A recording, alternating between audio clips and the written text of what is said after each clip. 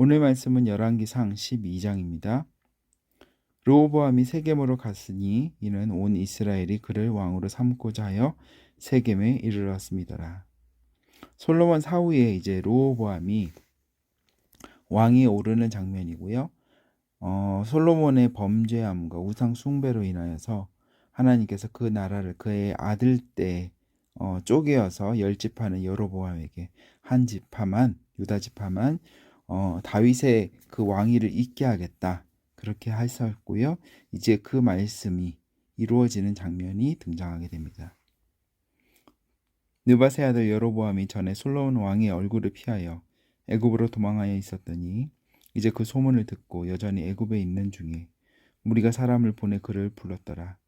여로보암과 이스라엘 온 회중이 와서 르호보암에게 말하여 이르되 왕의 아버지가 우리의 멍에를 무겁게 하였으나 왕은 이제 왕의 아버지가 우리에게 시킨 고역과 매운 무거운 멍에를 가볍게 하소서.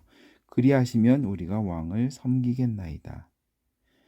사실 솔로몬 시대가 풍요의 시대이긴 했지만 성전 건축이 7년이었고 자신의 왕궁을 건축하는 것도 상당히 오랜 시간 동안 진행을 했었죠. 그거 외에도 많은 지역에 요새를 세우고 여러 가지 그런 것들을 계속 기간산업이라고 그러죠. 나라의 기간산업이라고 불릴 만한 일들을 끊임없이 해왔기 때문에 백성들은 풍요의 시대를 살고 있었지만 아마 꽤나 지쳤었던 것 같아요. 노동에. 그래서 여로보암을 앞세워서 이제 르호보암에게 이제 이런 노역들 여러 가지 그런 기간 산업들 진행을 좀 멈췄으면 좋겠어요. 라고 건의를 하게 됩니다. 르호보암이 대답하되 갔다가 3일 후에 다시 내게로 오라 하매 백성이 가니라. 르호보암 왕이 그의 아버지 솔로몬의 생전에 그의 앞에서 모셨던 노인들과 의논하여 이르되 너희는 어떻게 충고하여 이 백성에게 대답하게 하겠느냐. 대답하여 이르되 왕이 만일 오늘 이 백성을 섬기는 자가 되어 그들을 섬기고 좋은 말로 대답하여 이르시면 그들이 영원히 왕의 종이 되리이다 하냐. 왕이 노인들이 자문하는 것을 버리고 자기 앞에 모셔 있는 자기와 함께 자라난 어린 사람들과 의논하여 이르되 너희는 어떻게 자문하여 이 백성에게 대답하게 하겠느냐. 백성이 내게 말하기를 왕의 아버지가 우리에게 메운 멍에를 가볍게 하라 하였느니라. 함께 자라난 소년들이 왕께 아뢰어 이르되 이 백성들이 왕께 아뢰기를 왕의 부친이 우리의 멍에를 무겁게 하였으나 왕은 우리를 위하여 가볍게 하라 하였은즉 왕은 대답하기를 내 새끼손가락이 내 아버지의 허리보다 굵으니 내 아버지께서 너희에게 무거운 멍에를 매게 하였으나 이제 나는 너희의 멍에를 더욱 무겁게 할지라.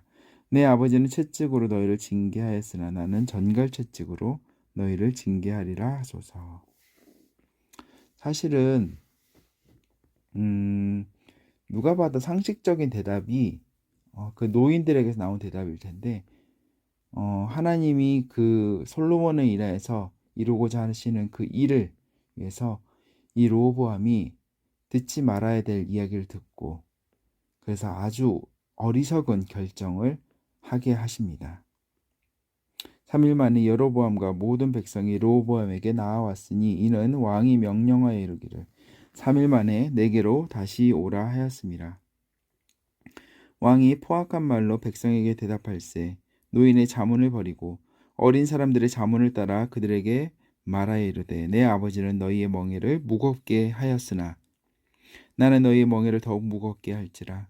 내 아버지는 채찍으로 너희를 징계하였으나 나는 전갈 채찍으로 너희를 징치하리라 하니라. 왕이 이같이 백성의 말을 듣지 아니하였으니 이 일은 여호와께로 말미암아 난 것이라. 여호와께서 전에 실로 사람 아이야로 느바세 아들 여로보암에게 하신 말씀을 이루게 하심이더라. 온 이스라엘이 자기들의 말을 왕이 듣지 아니함을 보고 왕에게 대답하여 이르되 우리가 다윗과 무슨 관계가 있느냐. 이새의 아들에게서 받을 유산이 없도다. 이스라엘아 너희의 장막으로 돌아가라. 다윗이여 이제 너는 내 집이나 돌아보라 하고 이스라엘이 그 장막으로 돌아가니라. 그러나 유다 성읍들에 사는 이스라엘 자손에게는 르호보암이 그들의 왕이 되었더라. 르호보암 왕이 역군의 감독 아도람을 보냈더니 온 이스라엘이 그를 돌로 쳐 죽인지라. 르호보암 왕이 급히 수레에 올라 예루살렘으로 도망하였더라. 이에 이스라엘이 다윗의 집을 배반하여 오늘까지 이르렀더라. 온 이스라엘이 여로보암이 돌아왔다 함을 듣고 사람을 보내 그를 공의로 청하여 온 이스라엘 왕으로 삼았으니 유다 지파 외에는 다윗의 집을 따르는 자가 없으니라. 이 여로보암이 그 전에서 한번 설명했지만 악인임에도 불구하고 정말 성경에 나오는 천재였던 그것을 얘기를 했었는데요. 앞서 나왔던 것처럼 그는 문무겸전, 용사이기도 했고요. 성실했고 어떤 일들, 건축이나 여러 가지 일들을 그 족속의 일을 전체를 맡기기에도 부족함이 없었던 그런 정치적인 감각과 여러 가지를 다 갖췄고요. 그가 그 솔로몬 왕을 피해서 애굽으로 도망하였음에도 불구하고 백성들이 그를 대표로 세웠고요. 더군다나 여로보암이 이제 돌아왔다, 애굽에서 돌아왔다는 소문만 듣고서도 사람들이 그를 청해서 제발 우리의 왕이 되어주세요 할 정도로 그렇게 사람들에게 신망을 쌓았고 유명세를 떨쳤던 그런 인물로 우리가 알 수 있습니다. 르호보암이 예루살렘에 이르러 유다 온 족속과 베냐민 지파를 모으니 택한 용사가 18만 명이라 이스라엘 족속과 싸워 나라를 회복하여 솔로몬의 아들 르호보암에게 돌리려 하더니 하나님의 말씀이 하나님의 사람 스마야에게 임하여 이르시되 솔로몬의 아들 유다 왕 르호보암과 유다와 베냐민 온 족속과 또 그 남은 백성에게 말하여 이르기를 여호와의 말씀이 너희는 올라가지 말라 너희 형제 이스라엘 자손과 싸우지 말고 각기 집으로 돌아가라 이 일이 나로 말미암아 난 것이라 하셨다 하라 하신지라. 그들이 여호와의 말씀을 듣고 그 말씀을 따라 돌아갔더라. 여로보암이 에브라임 산지에 세겜을 건축하고 거기서 살며 또 거기서 나가서 분우엘을 건축하고 그의 마음에 스스로 이르기를 나라가 이제 다윗의 집으로 돌아가리로다. 만일 이 백성이 예루살렘에 있는 여호와의 성전에 제사를 드리고자 하여 올라가면 이 백성의 마음이 유다 왕 된 그들의 주 르호보암에게로 돌아가서 나를 죽이고 유다의 왕 르호보암에게로 돌아가리로다 하고. 근데 이 천재는 고민이 있는 거예요.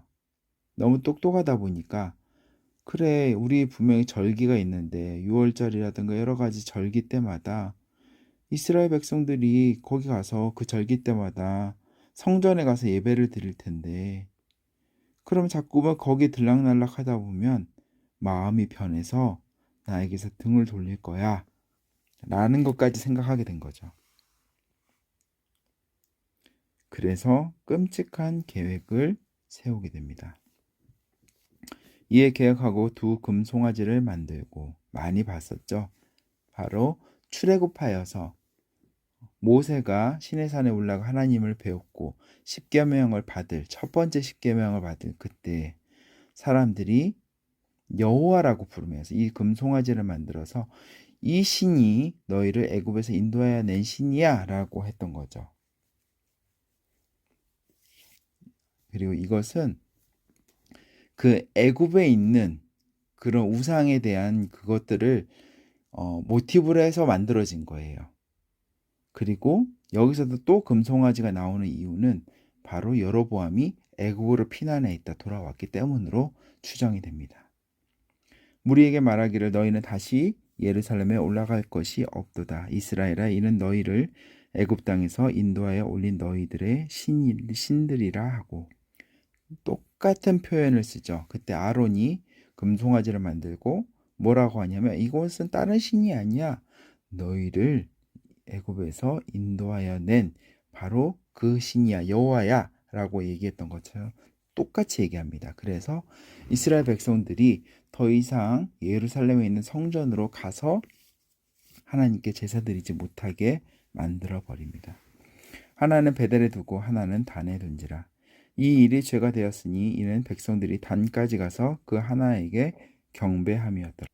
그가 또 산당들을 짓고 레위 자손 아닌 보통 백성으로 제사장을 삼고 8째 달 곧 그 달 15째 날로 절기를 정하여 유다의 절기와 비슷하게 하고 제단에 올라가되 베델에서 그와 같이 행하여 그가 만든 송아지에게 제사를 드렸으며 그가 지은 산당의 제사장을 베델에서 세웠더라.